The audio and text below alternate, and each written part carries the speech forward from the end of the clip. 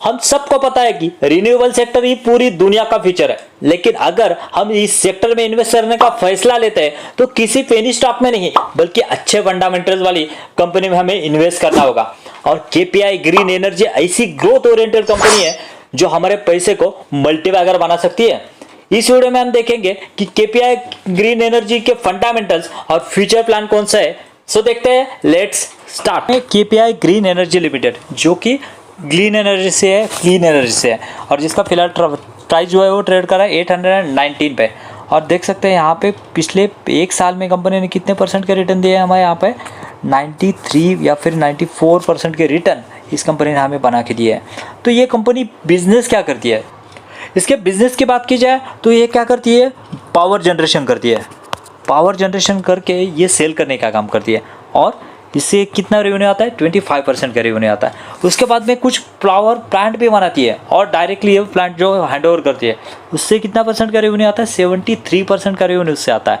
और बाकी का जो है वो प्लॉट सेल और बाय का भी काम करती है, उससे 2% का रेवेन्यू आता है। ऐसे मिला के 100% रेवेन्यू जो है कंपनी का जनरेट होता है। और एक चीज़, company has to target reaching the 1000 megawatt capacity by 2025। ये कंपनी ने फिलहाल टारगेट रखा है जो कि क्लीन एनर्जी में बहुत बड़ा टारगेट है। देखेंगे इसके फंडामेंटल्स कैसे है जिससे कि हमें पता चले ये कंपनी करती क्या है और कैसे अपना रेवेन्यू जनरेट कर रही है। मार्केट कैप देखेंगे तो नियर अबाउट 3000 करोड़ का मार्केट कैप, यानी एक स्मॉल कैप कंपनी, ग्रोथ का बहुत ज़्यादा पोटेंशियल। आरओसी और आरओई देखेंगे तो 25 और 54 डिसेंट।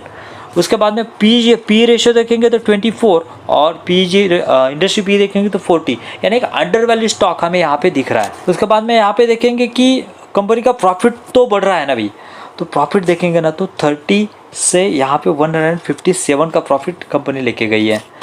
और यहाँ पे सेल्स पिछले 3 साल में 122 करोड़ 20%। उसके बाद में प्रॉफिट 157%। उसके बाद में CAGR कंपनी का 200% से रिटर्न पिछले 3 साल से देते आ रही है। और ROE देखेंगे तो 39% का ROE पिछले 3 साल से कंपनी ने मेंटेन किया हुआ है। उसके बाद में कंपनी का शेयर होल्डिंग पैटर्न देखेंगे तो यहाँ पे दिख रहा है हमें कितना है 52 से 54% का शेयर होल्डिंग कंपनी ने यहाँ पे बनाया हुआ है, 55% का शेयर होल्डिंग। उसके बाद FIS ने भी अपना स्टेक कितना का है 0 से 4% का स्टेक किया। सेम DIS की हालत है। DIS देखेंगे तो लिटिल बिट अपना जो है प्रेजेंस बनाया हुआ है 0.06 नेग्लिजिबल है। और पब्लिक भी कितना है नियर अबाउट 42% का पब्लिक का स्टेक इसमें हमें देखने को मिलता है।